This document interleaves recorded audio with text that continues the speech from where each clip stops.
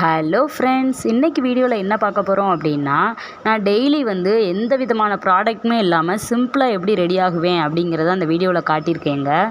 ஸ்டார்டிங்கில் பான்ஸ் white beauty மட்டும் நான் யூஸ் பண்ணிகிட்டு இருந்தேங்க. ஆக்சுவலாக அது வந்து ஃபேஸ்க்கு நல்ல பிரைட்னஸ் கொடுத்தாலும் ஆக்னி ஸ்கின் இருக்கிறவங்களுக்கு வந்து அது லைட்டாக இரிட்டேஷன் இருக்க மாதிரி ஃபீல் ஆகுங்க. எனக்கு அப்படி தான் ஃபீல் ஆச்சு. ஸோ நான் அதை ஸ்டாப் பண்ணியிருக்கேன். இன்றைக்கி ஃப்ரைடே இல்லையா, ஸோ வந்து மல்லிகைப்பூ கொஞ்சம் கிடச்சதுங்க, அதையும் வச்சாச்சு.